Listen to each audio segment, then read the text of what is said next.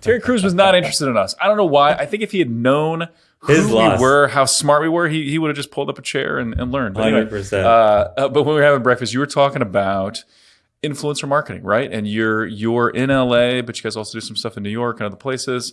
But talk about influencer marketing and talk about events, because I think you guys are doing some unique stuff there.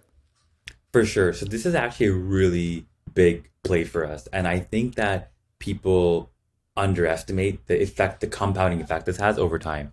For us, we've actually always had a small portion of the budget that's a fixed budget that we put towards branding through influencers and through events.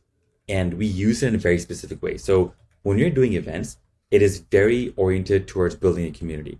And when I describe community, I say that when my friends came over to my house when I was really young, my mom used to feed everybody.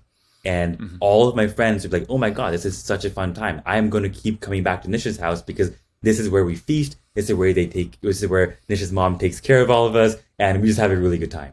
So for me, when I think of community, I think of a host that is trying to create a really good time for either our customers or other influencers, where they get to build valuable relationships with each other. And I am the host of that dinner party, as an example. And so when we build events, this is what we're trying to do. We're trying to build a community where people get a lot of value from meeting other really cool people. And we are simply facilitating that kind of environment. And as a byproduct of that, not only do we get a lot of exposure and a lot of hype and a lot of people just loving your brands, people actually leave those events being like, oh my God, I just found a really, really good friend. And so we host these events with not only our customers, but we also host them with influencers, whether they're micro influencers or macro influencers. We have events for every stage of different types of influencers. And what we see there is a lot of organic social growth because people just like what you're doing. So one of the things in today's world is that when you're working with influencers, first of all, most influencers say, okay, X amount of dollars and I'll give you Y. That's the way it's kind of transactional, and people can just totally read through the fakeness of what is happening. For us, we're like, we will only invite people who actually like the brand and like the product. And we only invite people who will talk about us because they actually like what we're doing and they actually resonate with the problem we're trying to solve.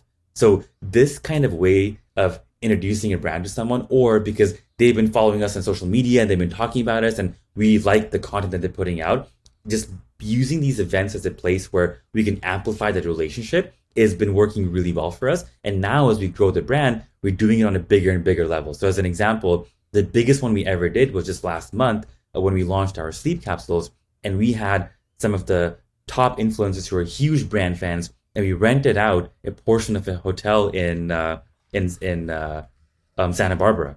And it was this beautiful hotel overlooking the ocean. And we all had a really amazing dinner there to kind of have people have a sleepover. So they came up, they had a sleepover. We gave them all of our sleep products. We called it a sleepover. That's it was awesome. The yeah, which totally ties into the branding, but also ties into the vibe. Like, and I love this picture of, your house was the house to hang out at when you were a kid because your mom cooked and because everybody wanted to be there and they were welcome. And so I really like that idea, that idea of host, facilitator.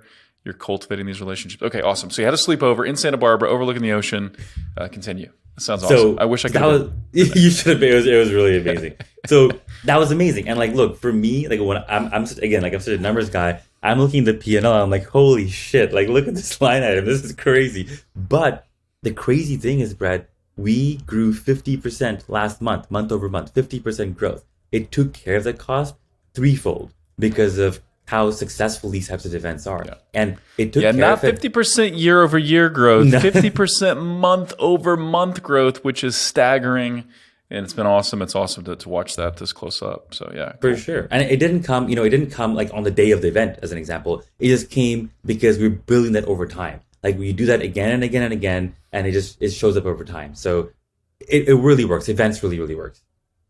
Yeah, and I love that because there's all kinds of transactional relationships out there, all kinds of other brands that just have a you do this, I'll do this for you type relationship with their influencers. But when you can be really authentic and actually have this, be known as a host and as a facilitator, cultivator of great relationships, and people attend that and they just really like you, and then they like your product and they like being part of it.